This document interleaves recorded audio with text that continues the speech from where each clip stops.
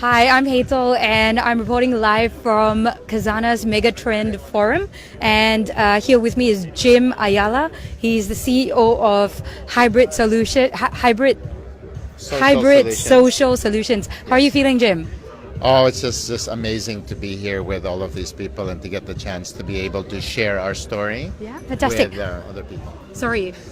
Fantastic. And could you just share with our friends who are back home, who may not have heard about what you've innovated, what is it that you've actually innovated and how did you go about doing that? Okay.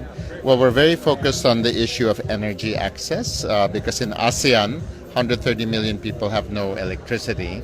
But nowadays, there are some new, very high quality, very efficient, super efficient solar appliances and technologies that, if you're able to get them into the hands of people, really helps them uplift their lives. So education goes up, livelihood goes up, healthcare moves up. And so that's kind of one part. But the other big part is, because these people live in islands and mountains and they're very remote, you have to find a way to be able to get it to them, finance it, and also train them and sustain it through maintenance.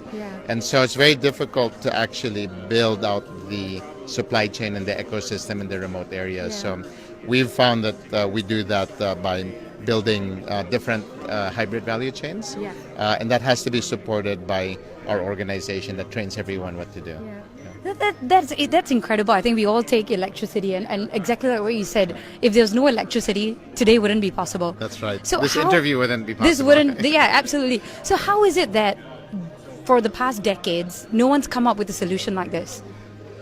Well, I think people have been trying, and actually solar has been around for 30 or 40 years. The prices obviously have come down, but really the issue is not so much at this point about the technology per se, but it's really more about putting in place the ecosystem that gets the market moving and make sure that once somebody gets it, that they'll have it forever. Because most of the time, what you see are like charity programs or government donations, and then people have it and then it breaks and then they're back to no electricity. So getting the maintenance system is very important. And when you do donations, only a few are able to get. So what you really need to do is get the market going.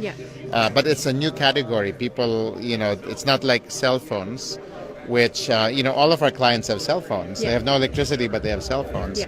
But when they started, the cell phone category was already established in the cities. And so people knew about it, and there were supply chains in place. It was just about extending. In our case, we're trying to do this in the remote area, and you need to put everything in place at once. And so that's been the challenge. And okay, so our friends back home, pretty much all of them have electricity. They've got no issues. So they probably can't empathize with what you're talking about. They've probably never seen it, they've probably never understood it, and it's very difficult to empathize. Could you share a story, a very simple, basic story, of how your solution has really made a difference to somebody in a rural area? Well, I'll just give you an example of a lady that I spoke with recently in Palawan, which is a province in the Philippines with 2,000 islands. And this lady, we met at one of our user forums, and she took me to her home and she showed me that her children use it to study, and they don't fight anymore. Her three kids used to fight over the one candle, and so now they all have their place. They don't fight. Her mom's able to use it when she goes to the bathroom at night. Her husband's a fisherman, so he uses it to go fishing. He's able to catch fish with it. He saves a lot in kerosene and is able to catch more fish. And she finds that she's able to save money, and so she has more food and better quality food to put on the table.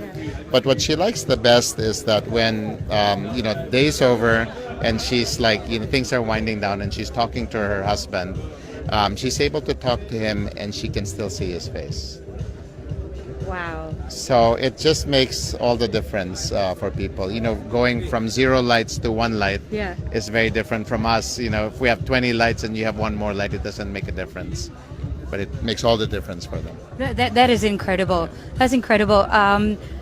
I'd just like maybe for you to share with our friends back home a message from your heart to theirs so that they can raise awareness and potentially support a cause like this as well. So what would your message to them be? Well, I would say that, there is a big issue out there called the electricity divide. And if people have no electricity, not only do they not have light, not only is livelihood more challenging, but also education is harder, healthcare is harder.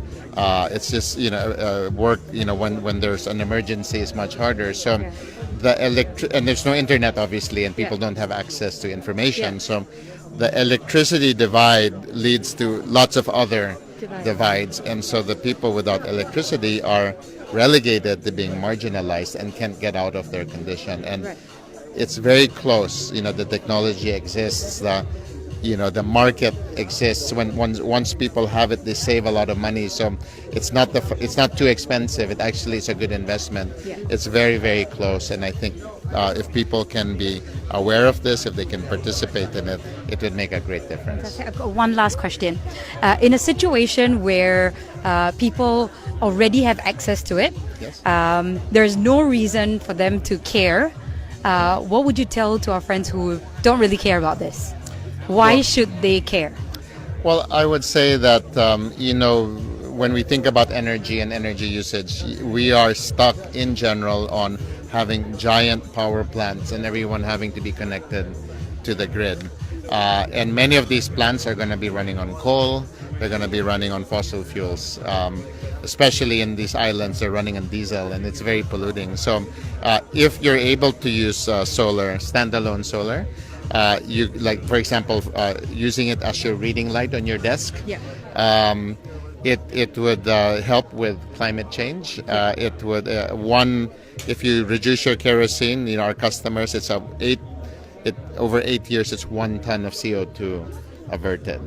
And I think the future is going more and more to just like phones.